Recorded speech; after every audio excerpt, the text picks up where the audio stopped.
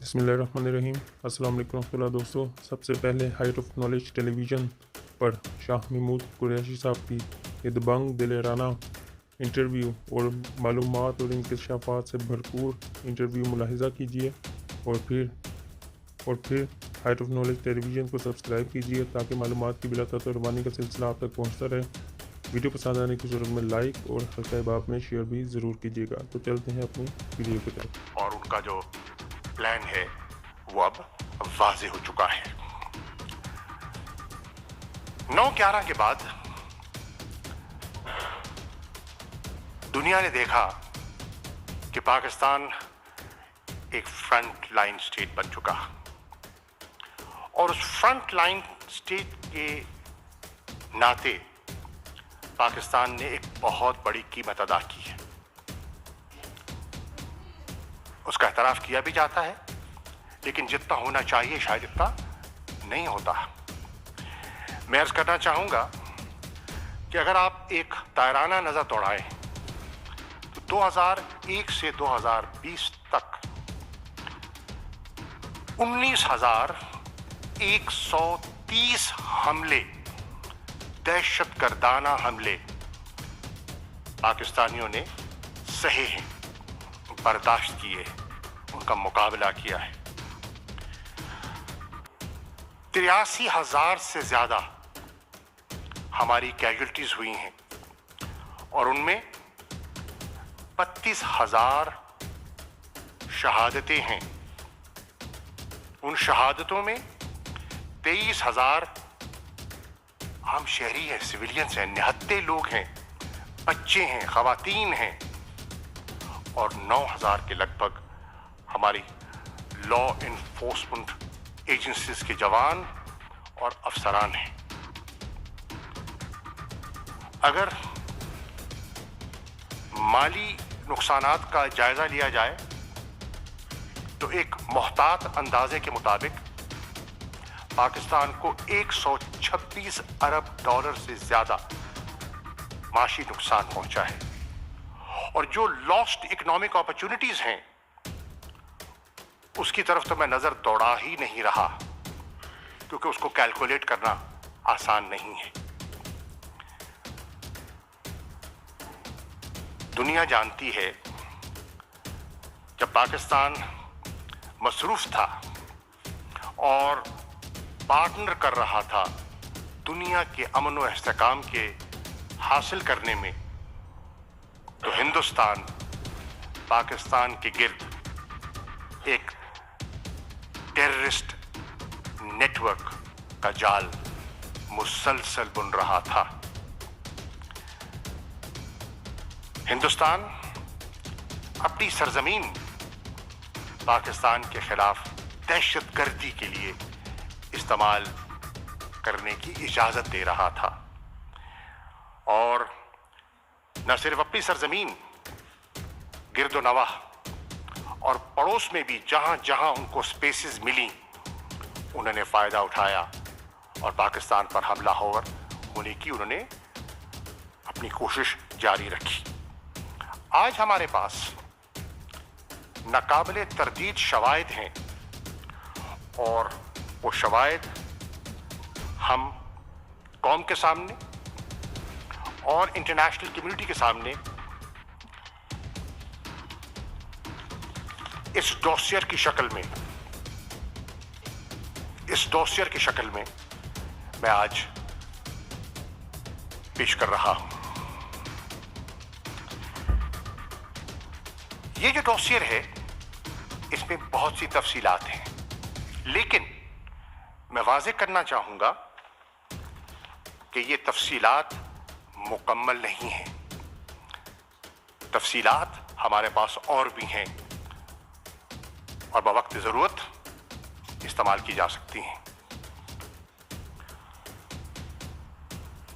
خواتین و حضرات، پچھلے 3-4 ماہ میں آپ نے محسوس کیا ہوگا کہ دہشت گردی کو پھر ہوا دینے کی کوشش کی جا رہی ہے، اس کی پھر پشت پناہی کی جا رہی ہے، اور اس کی تازہ مثال وہ حالیہ اٹیکس ہیں जो पेशावर में हुए, क्वेटा में हुए, और ये इंडिकेट करते हैं वो जो उनका ग्रैंड डिजाइन है, जो प्लान है, उसकी अक्कासी करते हैं। आज हिंदुस्तान की जो इंटेलिजेंस एजेंसीज हैं वो पुष्पनाही कर रही हैं उन बैंड टेररिस्ट आउटफिट्स की जो पाकिस्तान सेंट्रिक है। मिसाल के तौर पर टीटीपी, मिसाल के तौर पर बीएलए, मिसाल के तौर पर JUA, Jamatul Ahrar. Zeit für mehr Wir. Zeit für mehr Sterne gucken in Bab. ये वो तंजीमें हैं जिनको पाकिस्तान ने शिकस्त दी। They were flushed out of Pakistan. आज इनमें फिर रूह फूंकने की कोशिश की जा रही है। उनको असला, उनको एम्यूनिशन और IEDs सप्लाई की जा रही हैं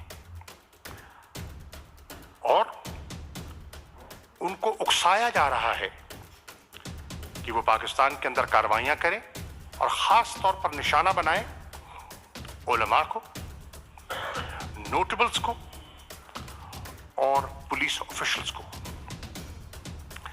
ये भी आपके इल्म में होगा, मैं दोहरा देता हूं कि अगस्त 2020 में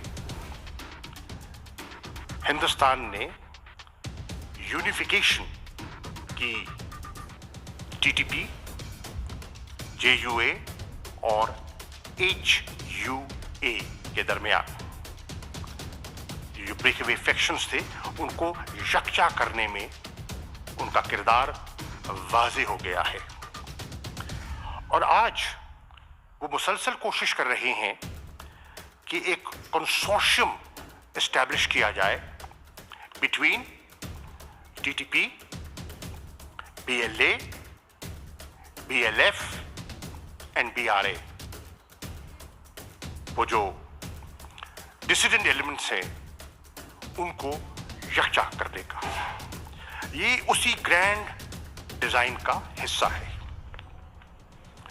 हमारी इत्तलात के मुताबिक आइंदा आने वाले महीनों में, ये महीना जो चल रहा है नवंबर का, दिसंबर का, ये पाकिस्तान के अंदर टेररिस्ट एक्टिविटीज को अपस्केल करने का इरादा रखते हैं। और एक इत्तला ये भी है कि इनकी एजेंसीज और इनके जो कोलैबोरेटर्स हैं, सहूलतकार हैं, उनके दरमियान कम से कम 4 नशिस्तें हो चुकी हैं और ये फोकस करेंगे पाकिस्तान के बड़े शहरों पर, कराची पर, लाहौर पर, पेशावर पर और दीगर भी हो सकते हैं। हमारे पास इर्रिफ्यूटेबल एविडेंस मौजूद है, नाकाबिले तरदीद शवाहिद मौजूद हैं कि रॉ और DIA जो इनकी इंटेलिजेंस एजेंसीज हैं, ये पाकिस्तान के अंदर दहशतगर्दी को फाइनेंस कर रही हैं,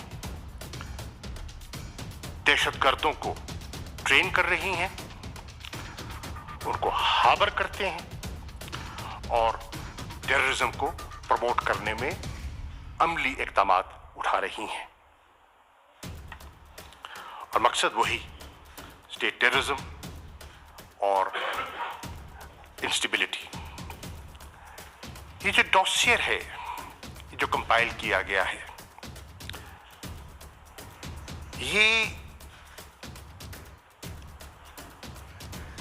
रिवील क्या करता है, मैं इस पे भी आऊंगा। और इसके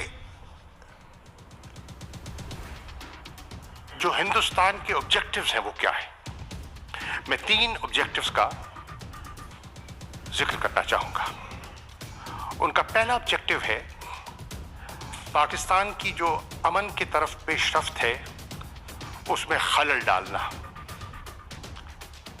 दहशतगर्दों को, दहशतगर्दी को शिकस्त देने में आपको कामयाबी हुई और अमन की तरफ आप आगे बढ़ रहे हैं, ये इनको हजम नहीं हो रहा। और उसके लिए नेशनलिज्म, सब नेशनलिज्म को हवा दी जाती है, बिलखुसूस गिलगित बल्तिस्तान में, अर्स्टवाइल फाटा के इलाकों में और बलूचिस्तान में। इनका दूसरा ऑब्जेक्टिव है पाकिस्तान माशी तौर पर मुस्तहकम ना हो सके और हमारे यहाँ खुशहाली के रास्ते में दीवार खड़ी की जाए। और उसके लिए आप देख रहे हैं कि वाज़ेह पैटर्न दिखाई देता है, और उसकी ताज़ा मिसाल जो मैं आपको दूं वो है कि किस तरह हालिया जो फैटफ की प्लेनरी मीटिंग थी, जहां दुनिया पाकिस्तान के इक़दामात को सराह रही थी, हिंदुस्तान वो वाहिद मुल्क था जो पाकिस्तान को ब्लैक लिस्ट में धकेलने की बाकायदा कोशिश कर रहा था। उसके मिशंस लॉबी कर रहे थे पाकिस्तान के खिलाफ, और उनकी कोशिश है कि यहाँ इस किस्म का इंतशार और अफरा तफरी पैदा की जाए कि यहाँ एक गैर यकीनी सूरत हाल पैदा हो, जिससे कि माशी इस्तेहकाम जो है वो मुमकिन ना हो सके। और तीसरा ऑब्जेक्टिव है पॉलिटिकल इंस्टेबिलिटी, और पॉलिटिकल इंस्टेबिलिटी से जरिए वो मुल्क को डिस्टेबलाइज करने का इरादा रखती हैं।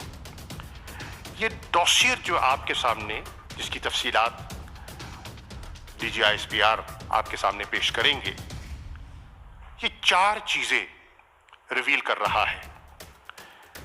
Number 1, a deepening nexus between Indian state and terrorist outfits, Pakistan centric terrorist outfits. तफसीलात मैं उनका इशारा कर चुका हूं। नंबर 2, इसमें वाज़ेह आपको जनरल साहब बता देंगे कि किस तरह पिछले 3 सालों में, सिर्फ 3 सालों में, इन्होंने इन खास दहशतगर्द तंजीमों को वसाइल मुहैया किए हैं। और मैं उनकी बात कर रहा हूं जो मैं शवाहिद आपसे और जनरल साहब शेयर कर सकते हैं। और अब तक ये 22 अरब रुपया तकसीम कर चुके हैं। और तीसरी चीज है कि हिंदुस्तान बाकायदा CPEC को सैबोटाज कर रहा है। इशारों किनारों से हम बात करते आए हैं, मैं आज वाज़ेह तौर पर खुल के कह रहा हूं, उनका एक वाज़ेह प्लान है CPEC को सैबोटाज करना, क्योंकि वो समझते हैं कि CPEC की कामयाबी एक इकोनॉमिक गेम चेंजर हो सकता है पाकिस्तान के लिए। उसके लिए अब हमारे पास मुसद्दक़ा इत्तलात हैं कि उन्होंने एक सेल एस्टैब्लिश किया है अपनी इंटेलिजेंस एजेंसी में, और इस सेल का काम है CPEC प्रोजेक्ट्स को निशाना बनाना। ये जो सेल है ये डायरेक्टली फंक्शन करता है वजीर आजम की सरबराही में, उनकी सुपरविजन है इस सेल पर। इस सेल का जो मैंडेट है वो है अंडरमाइन करना, ताखीरी हरबे इस्तेमाल करना और डिसरप्ट करना CPEC प्रोजेक्ट्स को। और हमारी इत्तलात के मुताबिक अब तक कम से कम ये इस सेल को 80 अरब रुपया एलोकेट कर चुके हैं इन मकासद के हसूल के लिए। और ये भी इत्तलात हैं कि कम से कम 700 की मिलिशिया ऐसी रेस की गई है जो इन प्रोजेक्ट्स को गाहे बगाहे निशाना बनाएगी। और आपने देखा कि जब से CPEC की अनाउंसमेंट होती है, हम एक पैटर्न आपके सामने ड्रॉ कर सकते हैं कि बलूचिस्तान के जो टेररिस्ट इंसिडेंट्स हैं वो एस्केलेट कर रहे हैं, उनमें कोरिलेशन एक जो है वो आप प्लॉट कर सकते हैं। लेकिन मैं हिंदुस्तान को ये वाज़ेह बता देना चाहता हूं कि पाकिस्तान तैयार है। अल्हम्दुलिल्लाह इन प्रोजेक्ट्स की हिफाजत के लिए हमारे जवान तैयार हैं और पाकिस्तान ने 2 सिक्योरिटी डिविजन्स न सिर्फ रेज की हैं बल्कि डिप्लॉय भी की हैं उन इंजीनियर्स के लिए, उन लोगों के लिए जो इनकी तामीर में और पाकिस्तान की तरक्की में अपना किरदार अदा कर रही हैं। और आखिरी चीज़ जो Was im neuen Müller Nature steckt? Naturjoghurt, Früchte und ein klein wenig Zucker. Das war's. Müller Nature. Nix als Natur. जो मैं पॉइंट अर्ज करना चाहूँगा जो डॉसियर में सामने आता है वो ये है कि हिंदुस्तान शोरश को हवा देना चाहता है आज़ाद जम्मू कश्मीर में और गिलगित बल्तिस्तान में। हमारे पास मुसद्दका इतलात हैं और आपके इल्म में है कि कल गिलगित बल्तिस्तान का इलेक्शन भी होना है, कैंपेन मुकम्मल हो चुकी है। हमारे पास इतलात हैं कि इलेक्शन से पहले भी उन्होंने वहां सब नेशनलिस्ट के जरिए सबवर्टिव और सबवर्सिव एक्टिविटीज को प्रमोट करने की कोशिश की और नेशनलिज्म को हवा देने की कोशिश की। और हमारे पास ये इतलात भी हैं कि इलेक्शन के बाद भी इनके इरादे नेक नहीं हैं। मैं इससे पहले कि जनरल साहब को फ्लोर दूं, मैं आखिरी बात जो कहना चाहता हूं वो ये है कि दुनिया को और इंटरनेशनल कम्युनिटी को यकीनन इल्म है और होना भी चाहिए कि हिंदुस्तान कम से कम 3 इंटरनेशनल कन्वेंशंस की सरीहन खिलाफ वर्जी कर रहा है। मैं उनकी निशानदेही कर देता हूं, ये आ गए आपके सामने। Article 2 sub article 4 of the UN Charter, Article 41 sub article 3 of the Vienna Convention, and paragraphs 2 and 5 of UN Security Council Resolution 1373 of 2001.